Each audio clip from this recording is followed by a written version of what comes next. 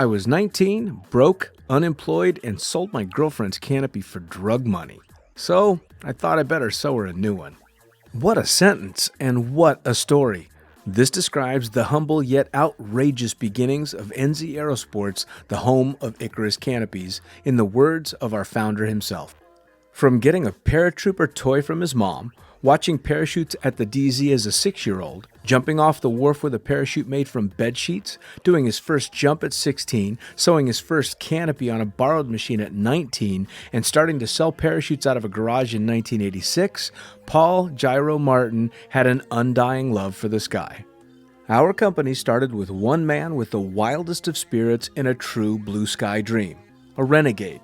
In the time that Gyro created and ran the Icarus Canopies brand until he passed away in 2017, he pushed everything he had to its limits.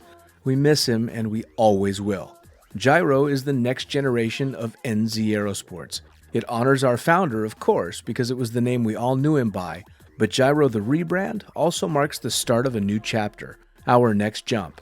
Gyro is the space between sound and silence, art and science, chaos and calm. Gyro is a state of epic tranquility that transcends understanding. That moment, in the door, in freefall, mid-swoop, where nothing but the present exists. A perfect balance of euphoria and thrill. Gyro captures our passion for flying and our commitment to designing break-the-fucking-rules canopies that deliver pilots pure, wild flight. Coming straight from the cockpit, it's another episode of Lunatic Fringe with the fucking pilot.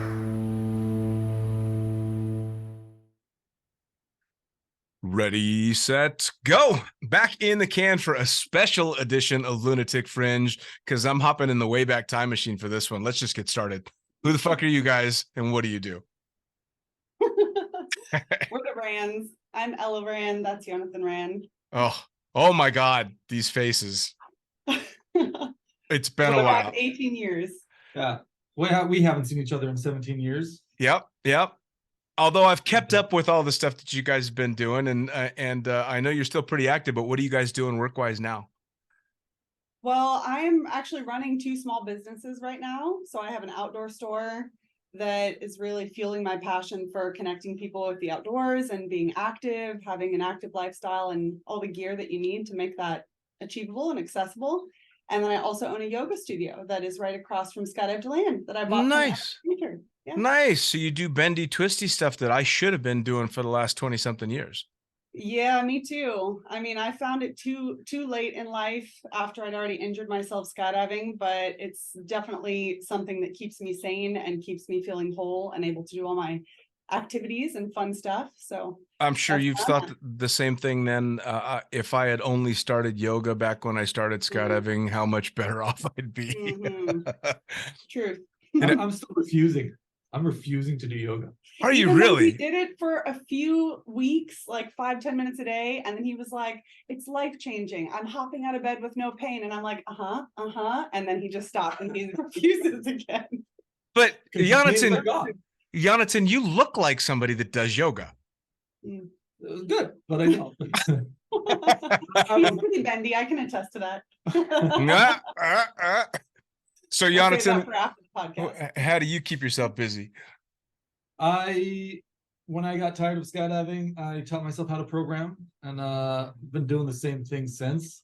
And last 3 years, got back into 2018. It dawned on me that I'm in the United States, and there are tunnels. So I started working in the tunnel, which brought me back into skydiving.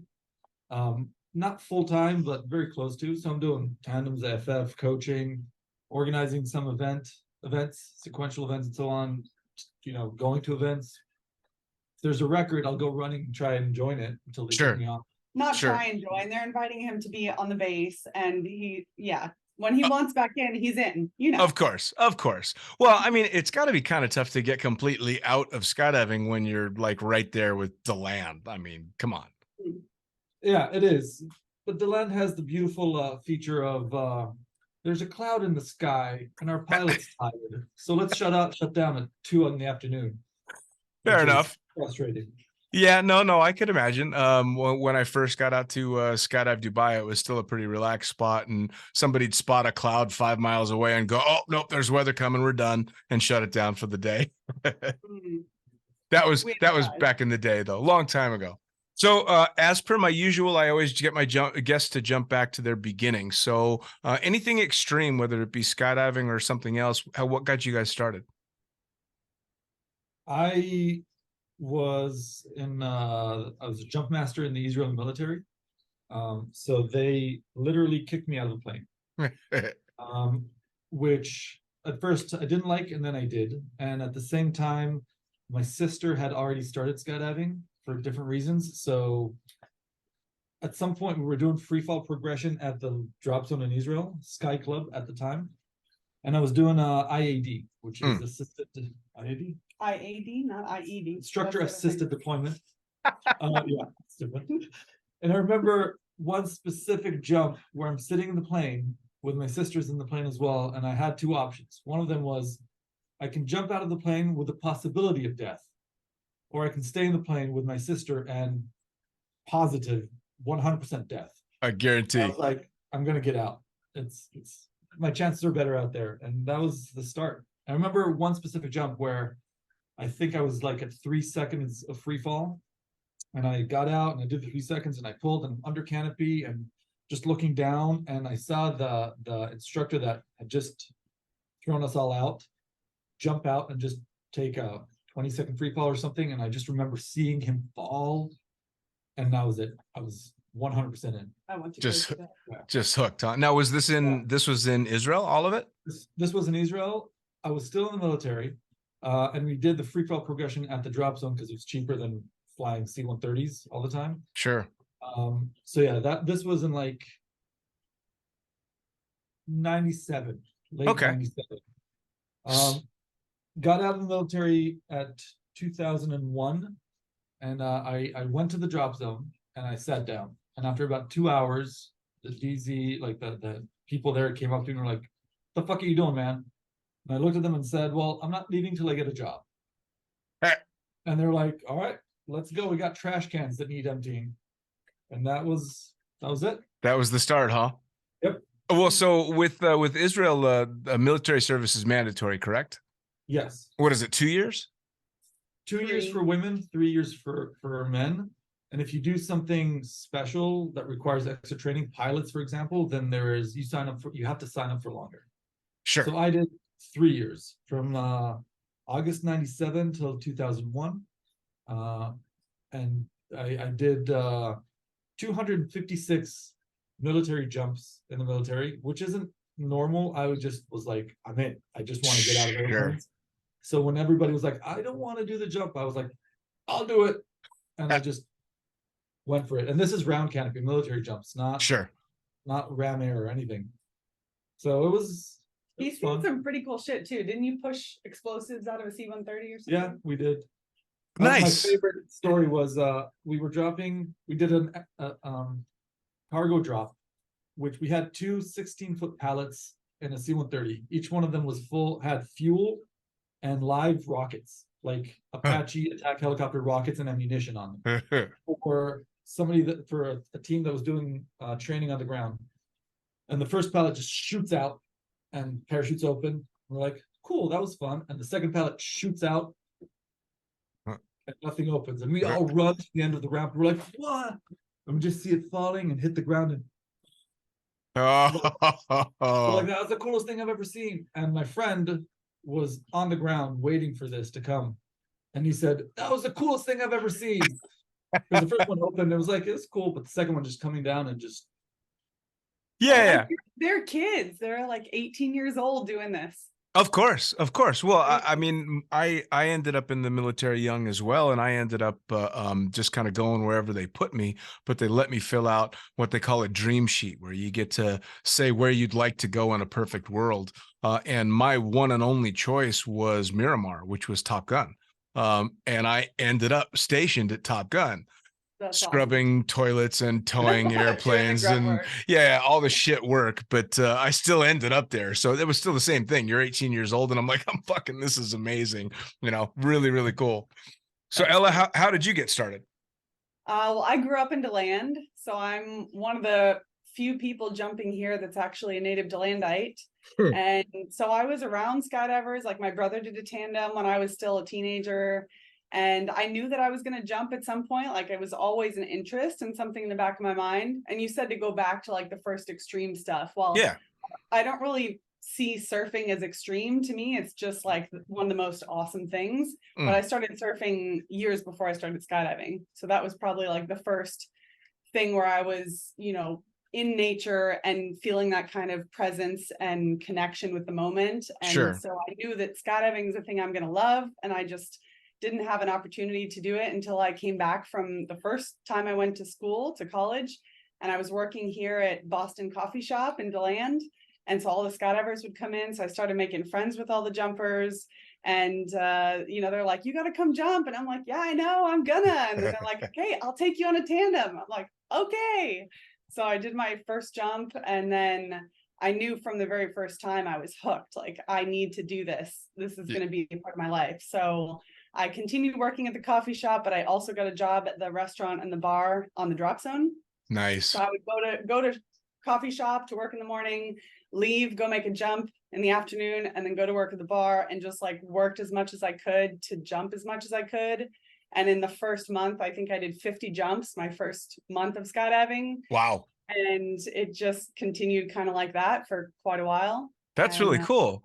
It's funny that you say that surfing really isn't considered extreme. And I don't know about you guys, but it's so hard to fit that word into what we do anymore. I mean, skydiving was an extreme sport in the 90s. Like it still seemed extreme then, but we have so many friends now that do shit that makes what I do in skydiving look so vanilla. Yeah, it looks so pedestrian, right? Yeah. I mean, the stuff that's considered normal nowadays is so much over and above the stuff that I did when I was starting. So now I hate using the word extreme. Unfortunately, that's how it's an extreme sport. Right. Well, no. And it's all about perspective of like, what do you find risky? If I tell somebody I love to go surfing, they're like, oh, you surf in New Smyrna, but what about the sharks? It's shark bite capital of the world. And I'm like, yeah.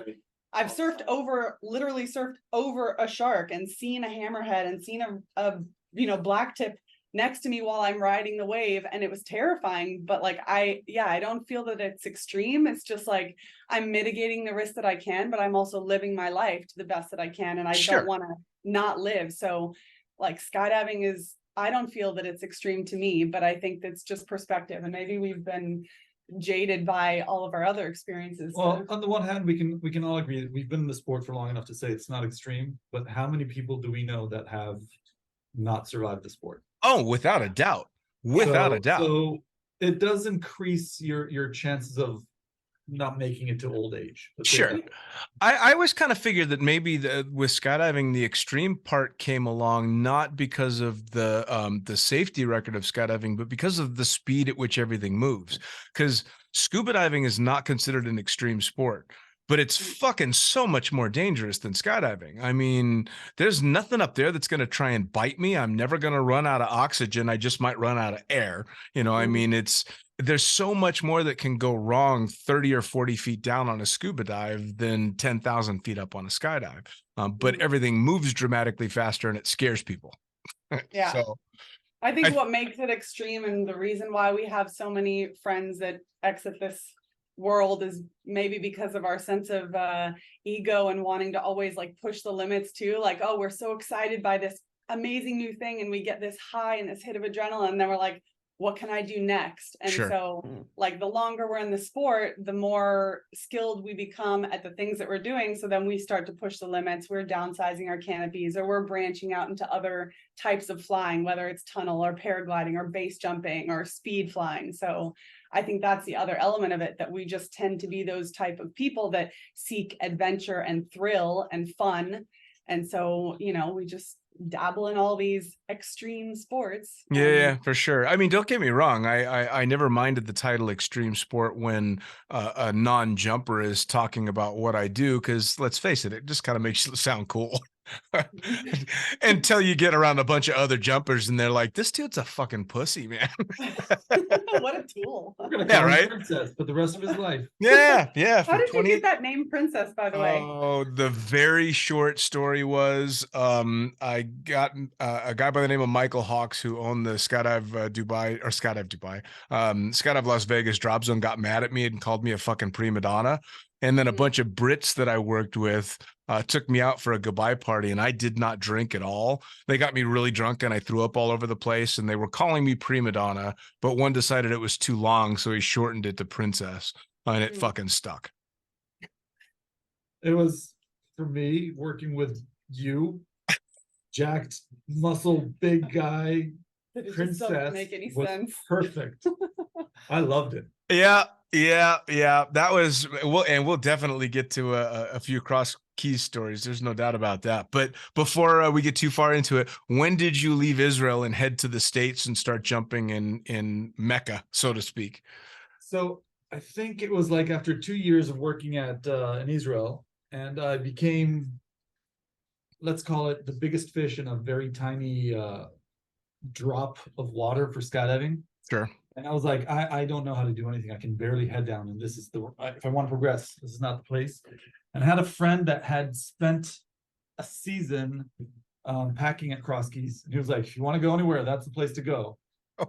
So I had a bunch of money saved up, and I moved to Cross Keys and started there. As I just got there, I had 1,000 jumps, and I didn't even have a packing slot or anything, and I wedged my way into becoming a packer and sat my butt down, and that's where I was from that point on. Cross Keys was kind of, especially for that time, that's the drop zone where people just decided, job or not, I'm going there and I'm staying until they fucking put me to work. Because that happened with a lot of people.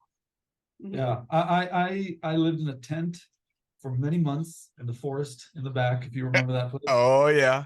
And I did any and all jobs that was good. I was a painter, and I was trash, and I was whatever needs to be done, I'll do it so I can get the next jump ticket and jump some more. Yep.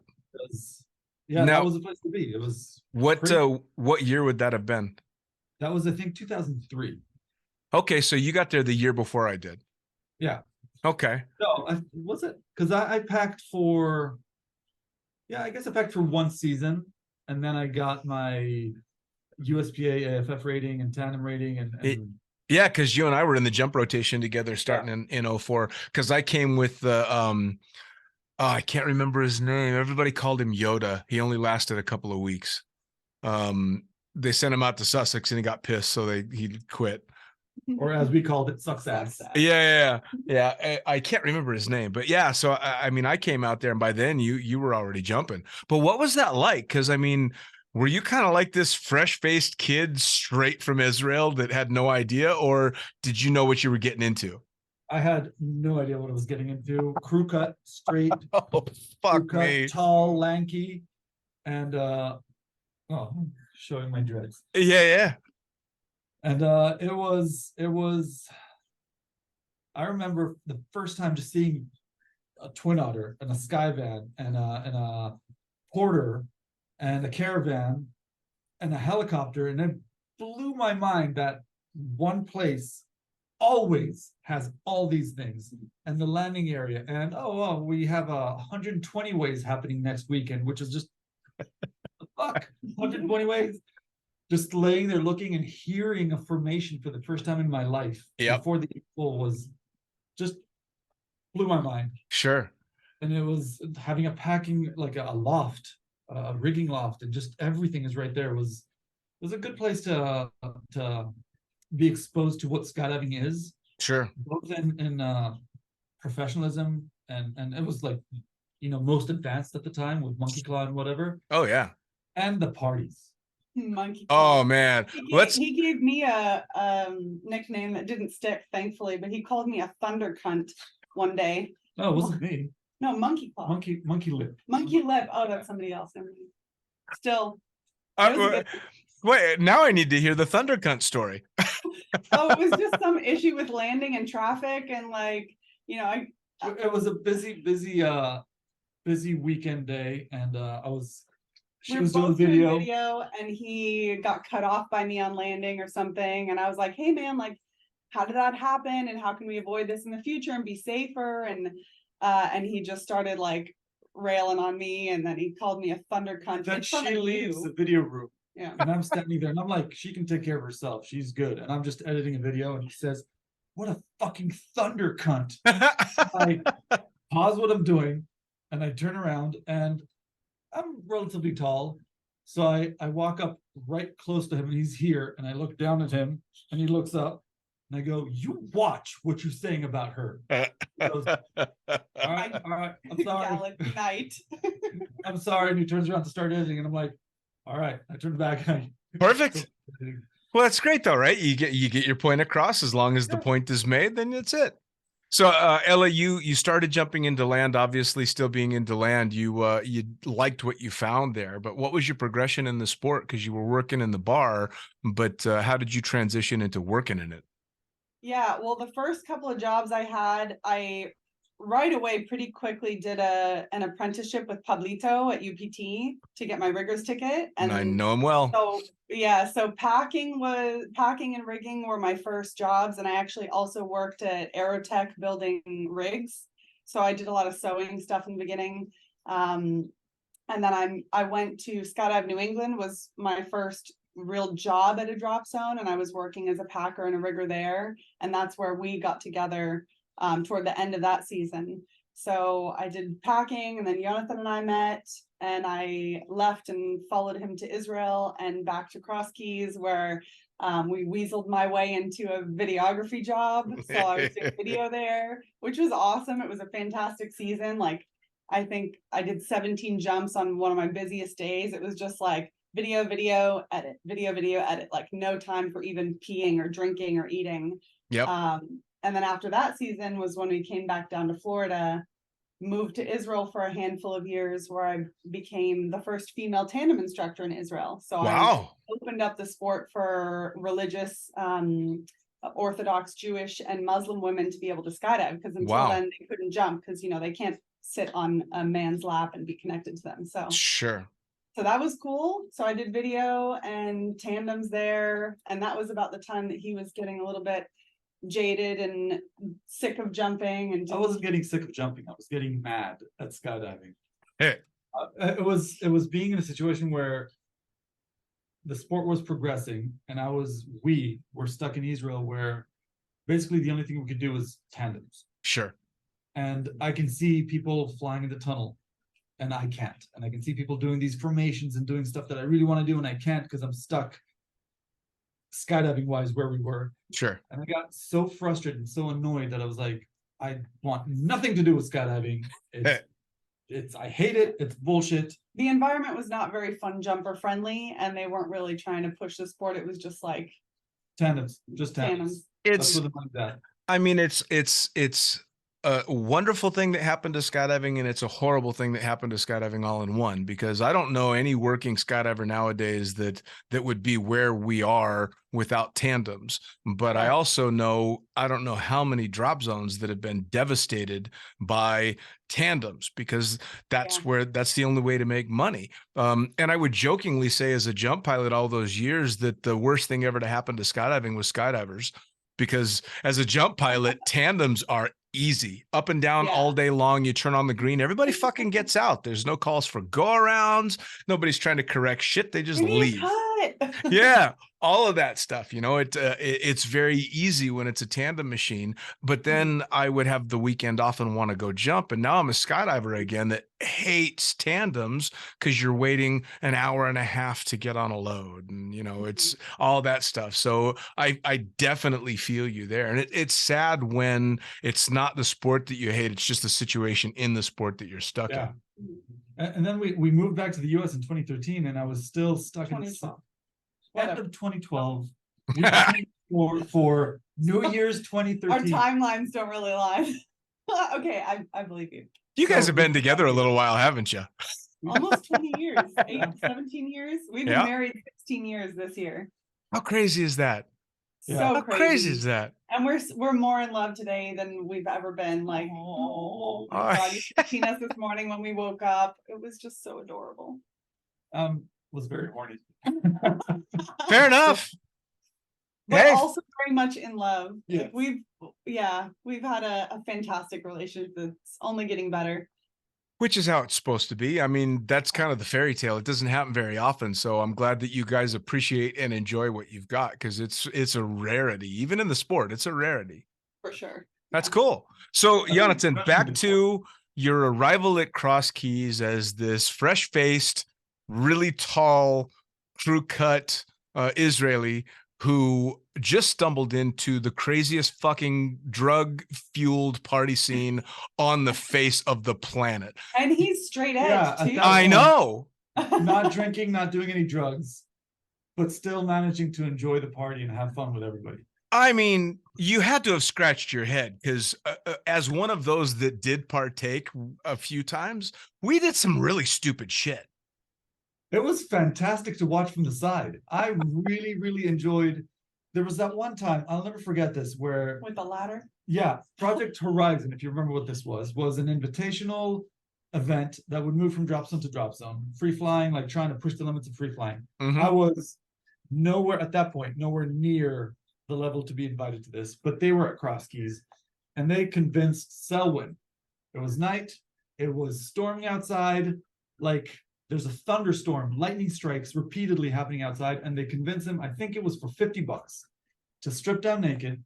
They wrapped him in tinfoil, gave him an aluminum ladder, and told him, go run around the pond. Yep. And he stripped down, he was naked, they wrapped him around in tinfoil, and he ran around, and everybody's running around him with cameras. And I was just like standing there watching this going, this place has got to be the greatest place in the world. Oh, yeah. Where else can you do this? I have a beautiful picture of him wrapped in tinfoil holding the ladder, and you can clearly see his knob is wrapped in tinfoil as well. Individually, like these. Oh, yeah, no. Yeah, the twig and berries are separately wrapped. It's fucking fantastic. Amazing. Oh, yeah. But it was, I mean, that, dude. I moved to Cross Keys from, of all places, Las Vegas, and I was like, I've stumbled into the craziest place on earth at Cross Keys, because I think I had been there 2 months when the peanut butter experience happened. I know about Which one? Which peanut butter experience? The Is this Kusky. the one on the back deck? The Kusky, yeah. Okay. Oh my God. We've talked about this before. I had young Mark Norman on. I've had Will on the podcast as well. And so the peanut butter came up. So I won't tell the whole story again, but you know it. Passed out on the back deck, ends up naked with peanut butter in the drop zone dog. And they can sort out the rest.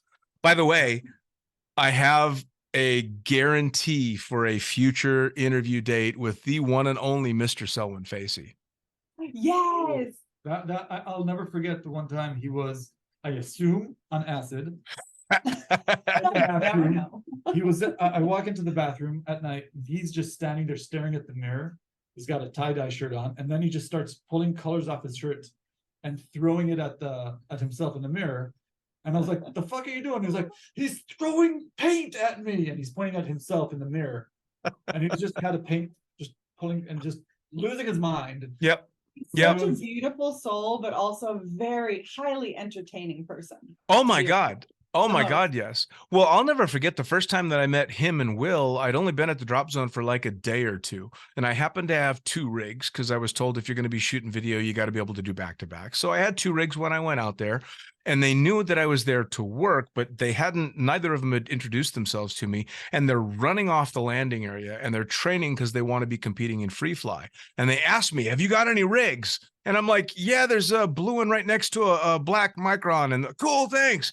And grabbed them without even knowing what was in them. Didn't matter. Tossed them on, went out and jumped my gear. And I'm like, oh, I guess I work with those guys. It was so crazy. And Edo's, I mean, he loved the fact that place was as insane as it was. Yeah, I remember one time I was driving to the drop zone. I stopped at the gas station, and Kusky walks up to me. He's got his canopy open over his shoulder. He's naked except for a tutu. Mm-hmm. Just a tutu in his canopy. And I'm like, I stop and I look at him like, hey, Kusky, what's going on? And apparently Edo's told him, put that on, the tutu, take a rig, get in the helicopter. So he did. And he flew him up to 3,500 feet, flew him off the drop zone, and told him to get the fuck out. So Kusky did. And then he's landed in the middle of nowhere, naked except for a tutu. Just for his enjoyment. Yeah. Because that was like, that was awesome. I enjoyed that. And he's like, can I have a ride back to the drop zone? And I was like, Yeah. You didn't pick him up. drove off, left him there walking with his canopy and his tutu, just butt naked. Oh, Edo's was the one that started most of the shit. He would just kind of get the ball rolling and then step back to a safe distance and watch it happen. Like that was his thing, was he loved to get it started and then just see how far it would get taken, which was usually always too damn far. Yeah. I mean, Yeah. the crew we had, because it was Mark Norman, it was Rob Stanley, it was Will and Selwyn, it was, I mean, Kusky, all the Monkey Claw guys. You and I were out there. Who else? Jacko was there, Kim Worthington. I mean, holy shit, what a crew.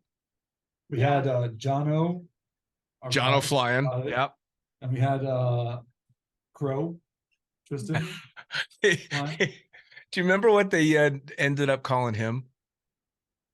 No. I think they started calling him, what did they started calling him? The Merchant of Death or something? Because he had flown like, I want to say 4 or 5 different fatalities out of his plane, just in this horrible string of luck. Because he was flying the Skyvan when the lady fell out of her harness. Oh my God. Was that? Yeah. No, he wasn't flying that in Atlanta. Oh wait, no. He was flying the paraplegic guy that fell out of his harness. Yeah, That's okay. That's the one that silly me. That was the other person. I remember that one because Worthington was standing there and I was standing next to her watching the guy get geared up. And she looked at him and she looked at what they're doing. She looks at me and goes, that guy's going to die, and walks away. He died. You know what's really funny about that story? And I've never heard that before. Do you want to know how Kim Worthington introduced Craig Kusky to me? Hey, this is Craig. He's going to be the next person to die at Cross Keys. Oh, she didn't. She did, and he was.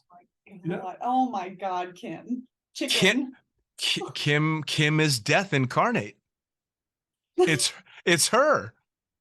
Oh, Worthington. Well, good thing she's on the other side of the planet now. She's right? having a wonderful life in Australia. I've got to ask you something as a jump pilot. Yeah. Ex-jump pilot. Do you remember when we'd sit in the Twin Otter and whoever was flying and we'd reach over and fuck with stuff?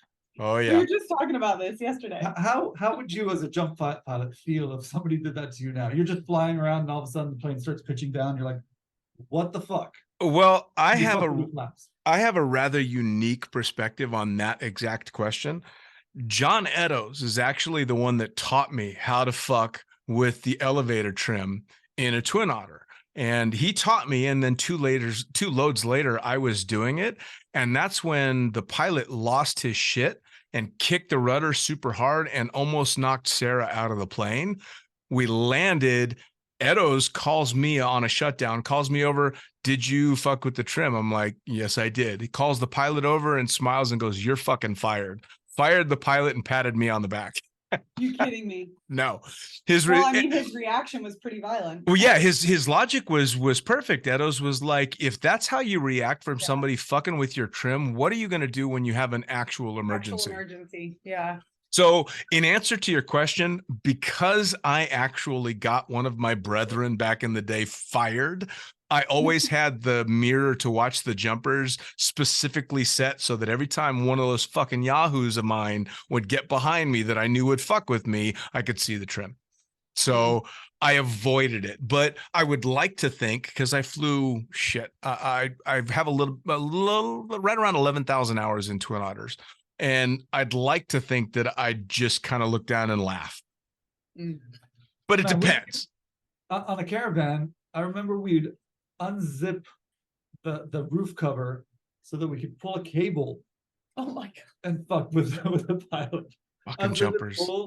Then zip back up, and I didn't do anything. Yep. The mechanic that was at Cross Keys named Bagel. You remember him? Yeah. So we were flying one of the Cessnas to go inspect that twin otter that a pilot had taxied into a hangar. We were inspecting it for Edos, and I was flying, building up hours, and he was doing that shit to me. But I had like 90 hours at the time, so I'm like, oh my god, something's wrong. Low enough that it was. That twin otter sitting there without wings. I would tell people stories about that.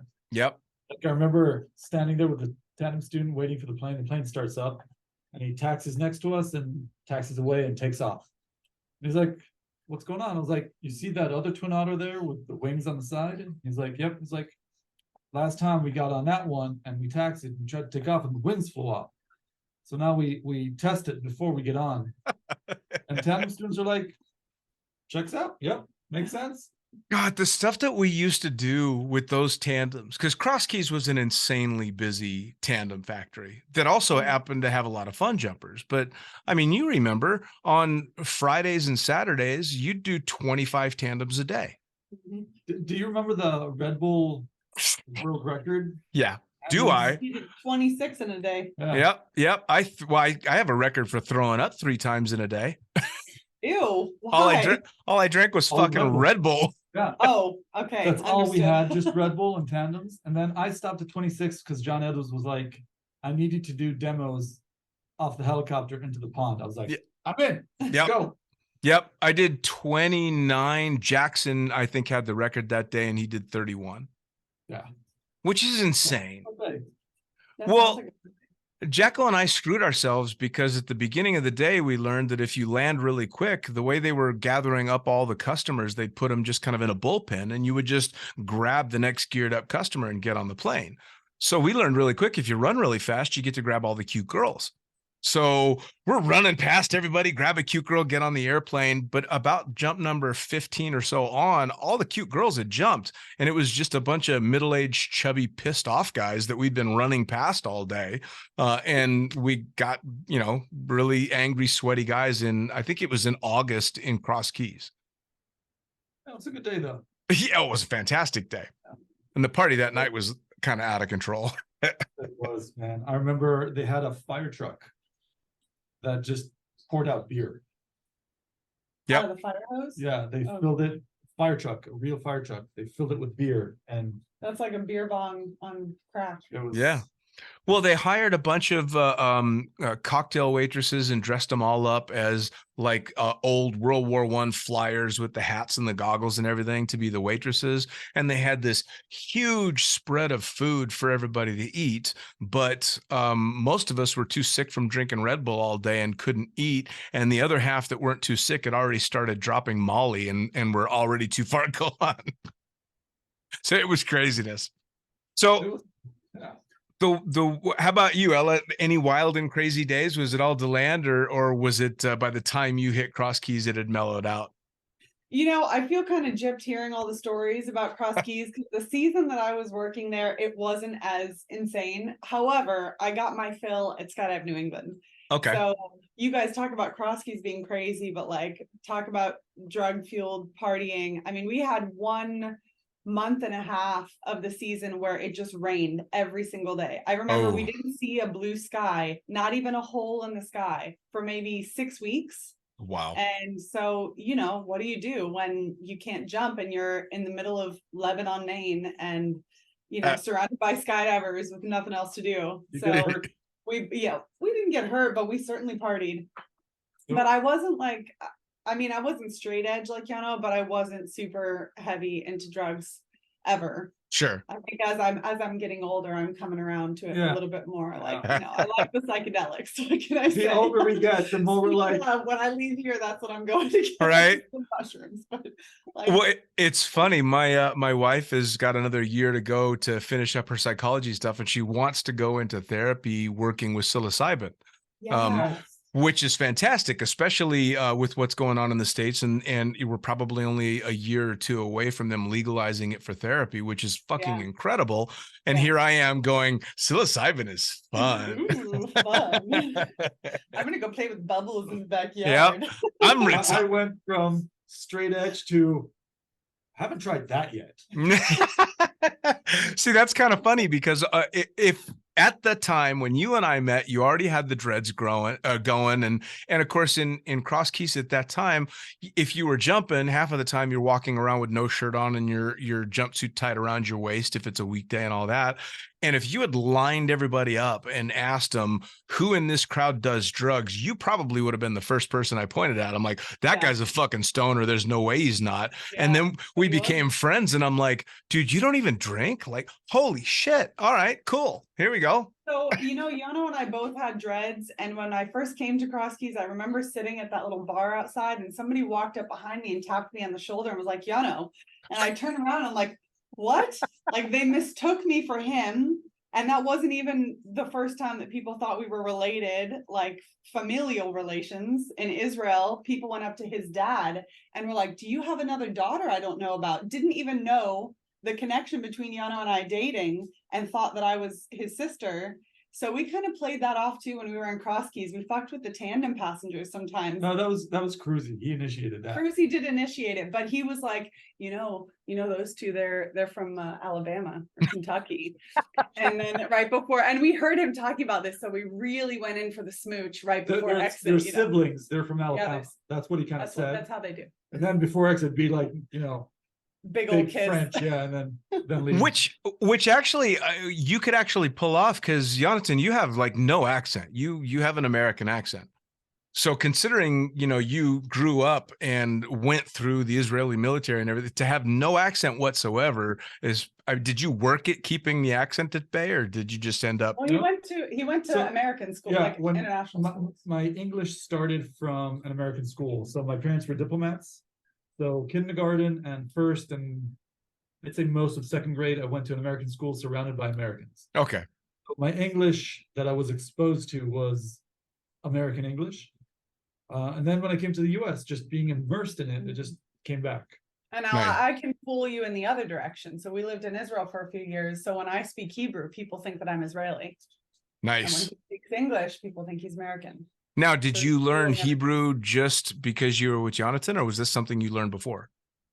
It was something that I learned only after we went to Israel, but I always had an interest in languages. Like, really, the multicultural aspect of skydiving is one of the reasons I got into it, because I just knew I wanted to travel. And our spawn. Yeah, this is our human. Nice. Hello. Hi to Princess.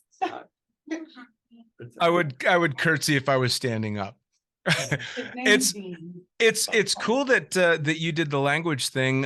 I would love to, and I wish that I had more of an aptitude for language, but not only do I not have an incredible aptitude for language, but I also married a Finnish woman, and there's no fucking way in hell I'm learning to speak Finnish. It's an insane language. It's like a record playing backwards. It just doesn't sound right. It's all vowels. It's not right. So we just watched the movie Sisu. Did you? Yeah, he's finished. Oh, it's so good. You got to watch it. I'll have to give it a shot. So, Yonatan, you got burned out on jumping. You're like, F this. I don't want to do this anymore. I'm gonna go ahead and be a coder. Yeah. What was this something that you had a passion for, or it's just I need to find a job outside of skydiving? I'm gonna give this a shot. It started with you remember CK1? Oh yeah. So we needed a website, so I taught myself how to do that, and it progressed from me being happy with the website for a week. I'd be like, it's good, and then after a week, I'd be like, it's crap. So I'd learn some more and make it better and better and better and better, and learn more. And then when we moved to Israel, I need to do something, so I started marketing myself as that, and then I learned more and more and more, and that was it. Nice. Taught myself how to code. Nice. And then Ella, you had mentioned a while back that you had gone to college. What were you studying? What were you going to be when you grew up? I still don't know what I want to be when I grow up, but I studied government diplomacy and strategy. So I've always had an interest in, I know, that's a mouthful. Wow. I'm volunteering my time in capacities, that are related. Like I sit on a couple of local government boards and stuff, but it was basically international relations, Middle East conflict, history, and both my parents were teachers. My dad was a history teacher. My mom was a math teacher, and they're both bibliophiles and bookstore owners. Sure. So, this must be a very interesting time for you. It is. I mean, we've had no shortage of interesting times, even since we were living in Israel. I mean, when I Sure. was studying was when the Arab Spring was happening. And I Wow. was doing my degree during that time. So it was fascinating. Yonatan, I actually thought of you recently when I was still in Dubai, because I was in Dubai for 10 years. And of course, for the longest time, Israel and the UAE were not getting along so great, to the point where I had gone visiting a bunch of different places in the Middle East, but would have had to use a separate slip of paper if I wanted to go to Israel and then come back to the UAE. But I was so proud to see that change before I left, because now, of course, the UAE has good relations with Israel for the first time in I don't even know when. And I got to meet a bunch of fucking badass Israeli skydivers that had come from Israel to jump in Dubai. And I was so stoked. And all I was thinking was, where's Yonatan? I want him to come here. Come on, come play. I mean, I think the whole skydiving world, at least in our clique of friends and our community, we're really happy for him to come back. And now he's doing some really cool shit again, like doing sequential events. And like one of the absolute most fun skydive days I've had in the last 10 years are when he did a sequential, like we were doing 20 ways in Sebastian a few months ago with all of our friends. So I'm happy that he's back into it, because, you know, he's got so much more experience than me and he's so talented, and he's coming up with some good ideas. Sure. Yonatan, how's it feel? How's it feel to step away from it and come back and know you still got the chops to keep up with the kids? It feels pretty good. It's nice to see that ideas that I've had that we couldn't do because they were just fucking too crazy, right, are like being done. We can do this now. Like the event she was talking about, I walked up to the group and I was like, all right, I need 6 people for this exit. We're gonna do a 6-way round exit. 3 of you guys are gonna be out facing, which would be like, get out of here. And and now they're like, I'm in, and we launch it and it works, and it's cool. This shit works. And then we fought over the out facing slots. Yeah, it's gonna be of course. Of course. Well, I mean, it's the tunnel, right? The tunnel's just taking it all to the next level. Yeah. Yeah. But I like seeing, I'm not a tunnel rat, as you know. I did work at the tunnel, but I've never gone to crazy levels in the tunnel because I'm just not. Also, I worked in Orlando, which is not the best of tunnels. Sure. But what?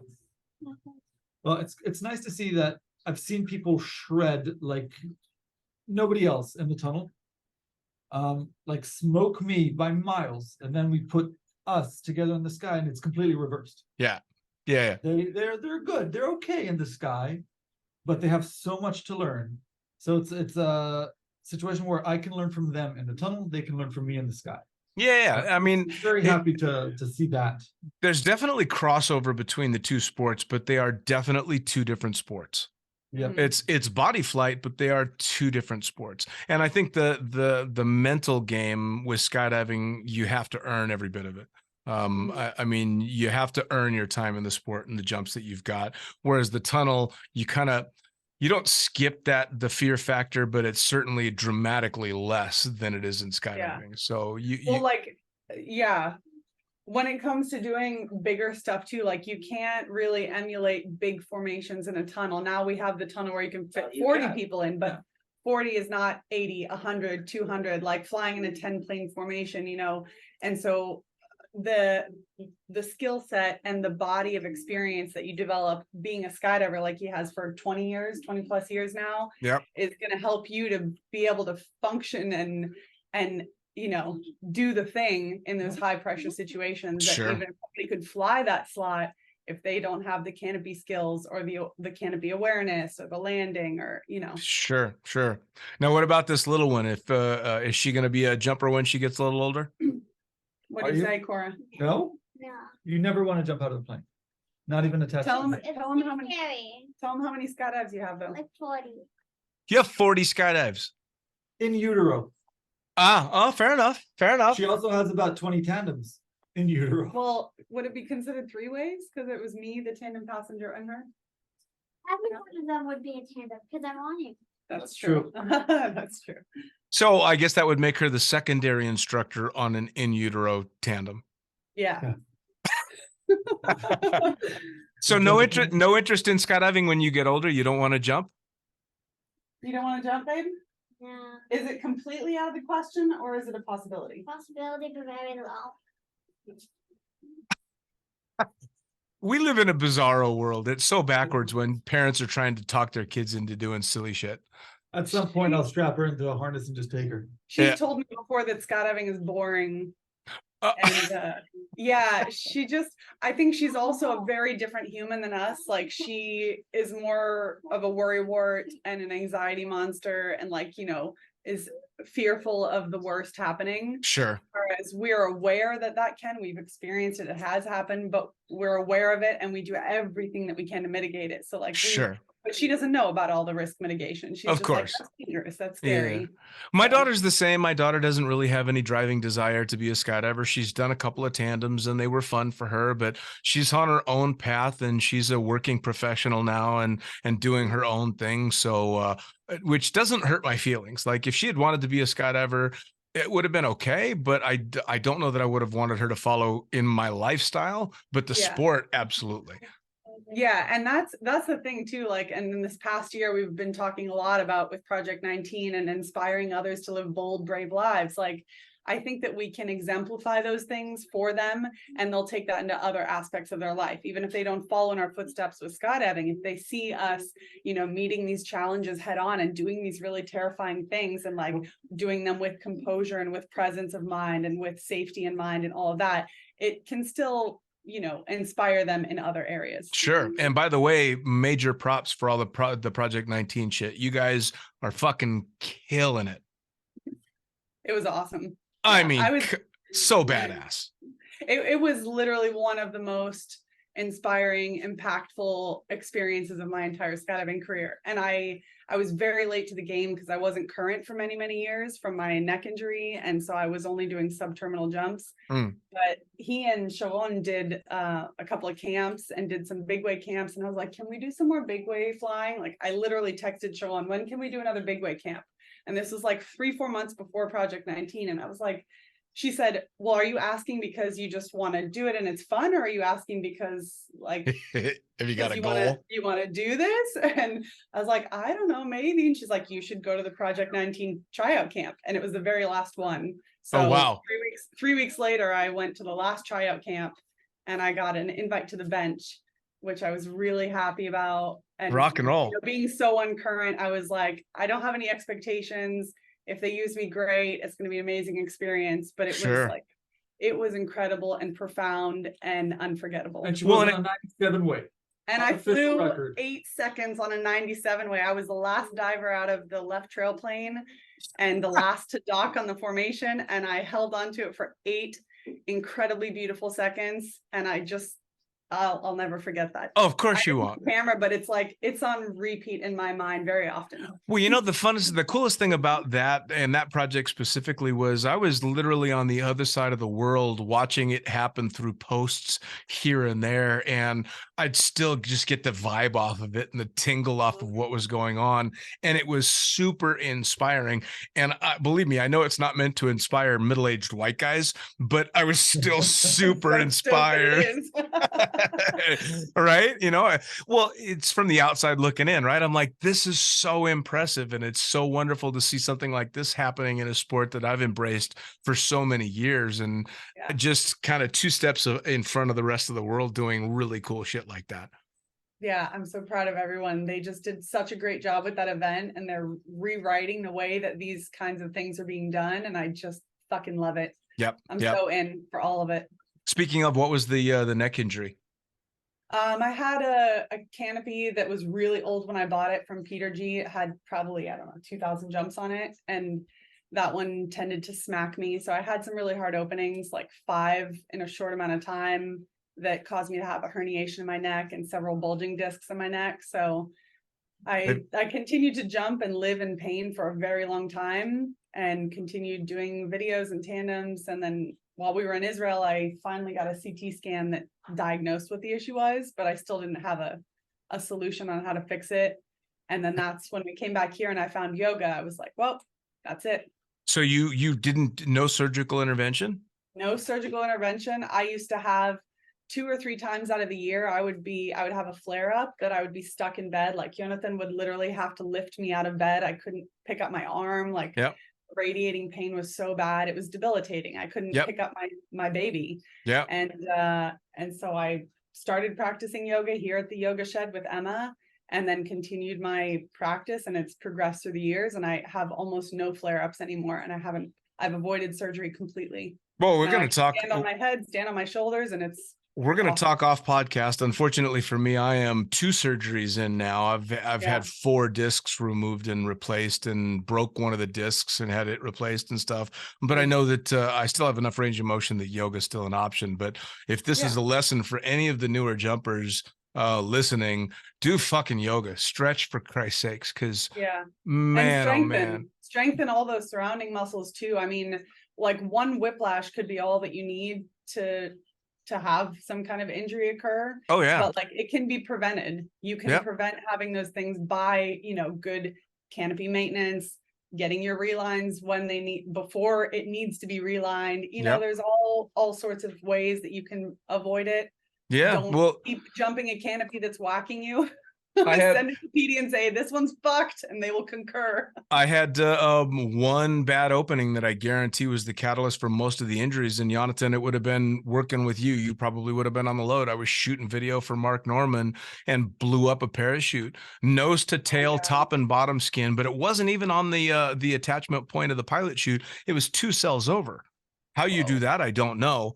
But it hit me so hard I couldn't work for 2 weeks. And luckily we had a chiropractor with an MD wife that wrote me a prescription for a fuck ton of Vicodin. So I was just high for 2 weeks and not in pain. But I mean, when we were working at it, I remember having had a camera helmet that had the plate where the still camera was upside down in front. Yeah.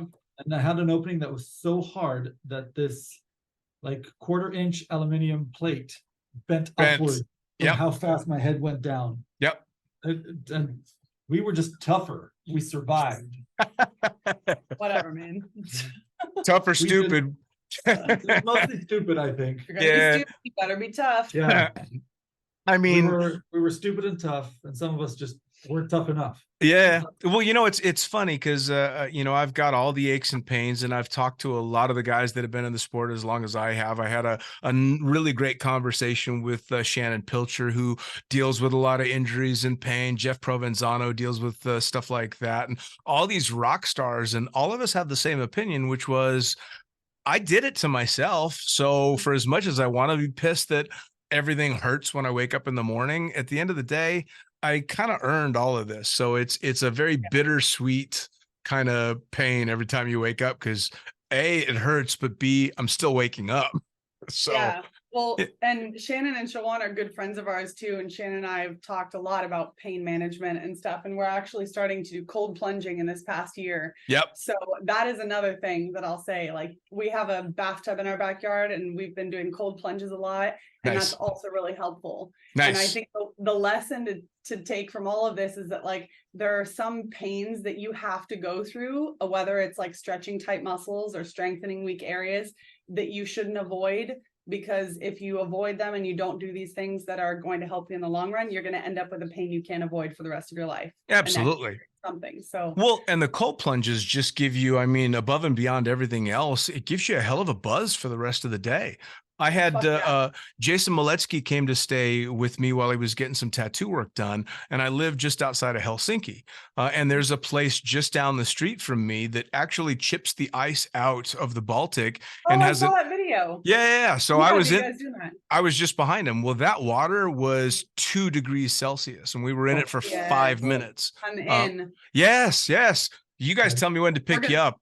We're gonna come visit you. Well, we're going to Italy this year to get tattoos. And so next year we'll come visit you.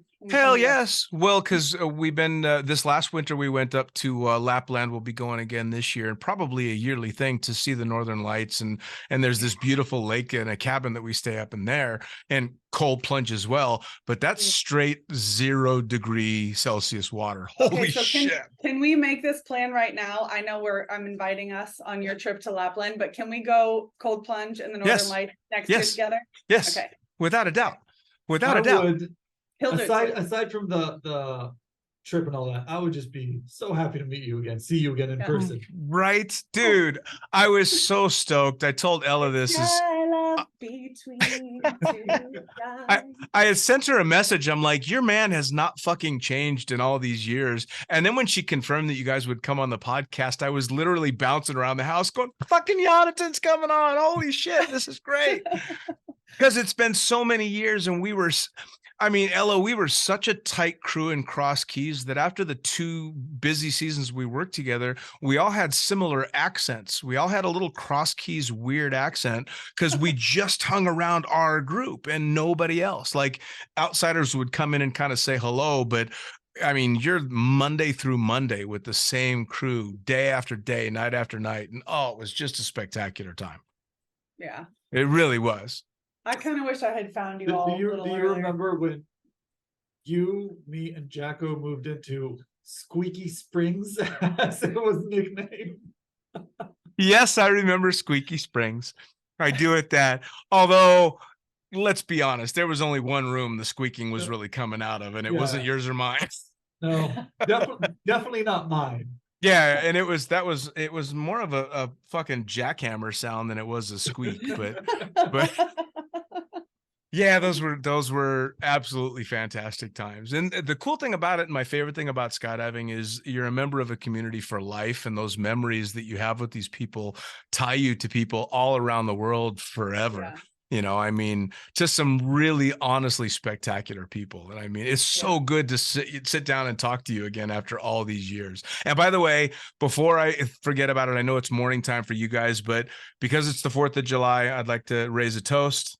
Raise my coffee. Yeah. Cheers to Sister Sarah and to all those that have gone before us, to amazing memories and fantastic people. Yeah. All right, as we wrap things up, first off, if you're doing coaching or jumping or anything like that, how do people find you? How do people come jump with you? Give me social media if you want to give it out. And then 2, I want you to give advice to people either just getting into or just getting burned out on the sport. Yonatan, you'll be able to give good advice on this. How do you either avoid burnout, or how do you deal with burnout in such a way that you can still come back? For me, a lot of the burnout was just working at the sport too long. And you need to give it a break if you're getting burnt out, and just find the fun in the skydives. And for me to find the fun in the skydives was taking off the camera, not watching the video, and being in the moment of the skydive. Because when you're in the skydive and all you remember is the skydive itself, it's amazing. And then you watch the video and you start seeing all the little things that you did wrong, and you ruin it for yourself. Sure. Enjoy the skydive, and enjoy all skydives, meaning go do a belly jump. If you're a free flyer, go do a belly jump that you think is stupid, because it's so much fun. Yeah.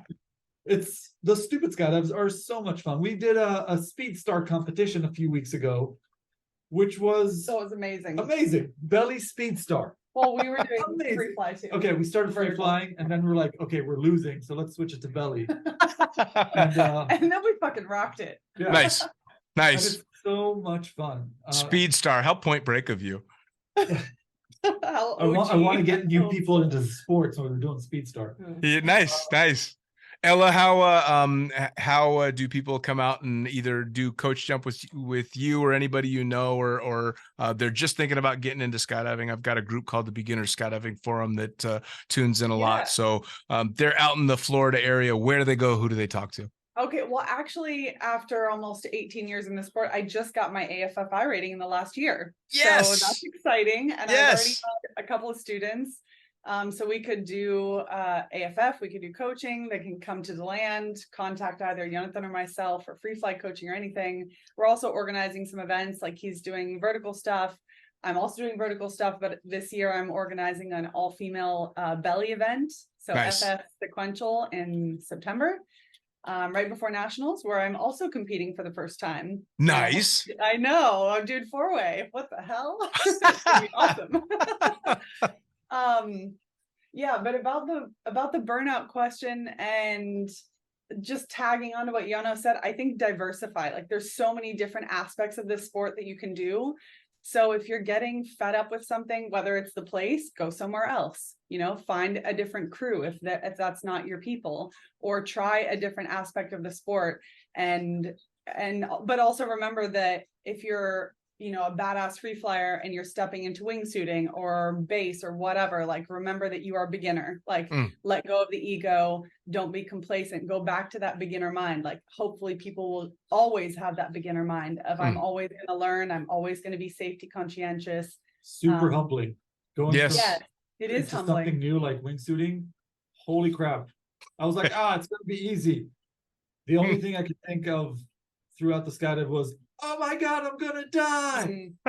Yeah. But if you want to do wingsuiting, like we have Arcus Flight with Dan Darby and Ashley Richmond, and they're the best, and they're right here in DeLand too. So they're our coaches. He's our base mentor and everything. So Awesome. Just try new stuff, meet new people, go to new places, take a break if you need it. Like when I wasn't skydiving, I was doing other things. I was surfing, I was freediving, paddleboarding, yoga, whatever.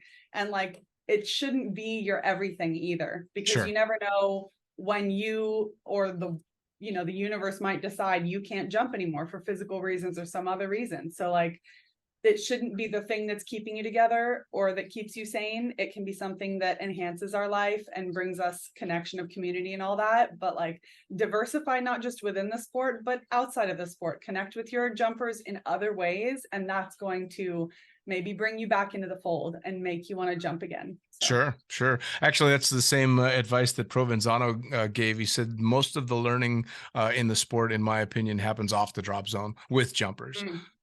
Which I completely agree with. And yeah, the burnout thing, it's also nice to know if you're kind of burning out that your place in the community doesn't leave just because you're not going to the drop zone for a while. And I think people worry about that. They worry, nobody's going to remember me. I'm not going to be part of the community again. That's bullshit. You're always part of the community. And this is proof of that. I mean, 17 years and you and I could sit and talk like we hung out yesterday. So, it's crazy. Yeah, no, it's fantastic. It's fantastic. This has been fantastic, guys. I cannot thank you enough. It took a little bobbing and weaving and dodging to get it done, but I'm so glad we finally got down and were able to talk. And we got to make sure it's not 17 years next time. It's just until next winter when you come to Lapland. Yes. It is. It's next winter. We're going to set a date. Proper cold plunging. Guys, thank you so much, man. Much love from the frozen north. Thank you. Take care, guys. Great. Thank you. Bye. Well, there you have it. Another episode of the Lunatic Fringe podcast, brought to you as always by, not as always, actually. Brought to you now by Gyro. Formerly known as NZ Aerosports, you'll head to gyro.com for their next level line of canopies. By Pussfoot, the Extreme Sports Collective. Head over to pussfoot.com to check it out. By Summit Parachute Systems, check out summitparachutesystems.com to talk to Jarrett Martin and the gang about kick-ass pilot rigs, rigging courses, and more. By Flyaway Indoor Skydiving, go to flyawaytn.com and check out all the cutting-edge stuff to come. By Pure Spectrum CBD, head to purespectrumcbd.com to check out their wide range of CBD products. And as for us, head to the lunaticfringepodcast.com to listen to any of the hundreds of episodes currently available, hit the link for our YouTube channel, pick up your copy of the Lunatic Fringe book or The Accidental Stripper, and get a sneak peek at upcoming guests. Once again, thanks for listening. We'll see you next time.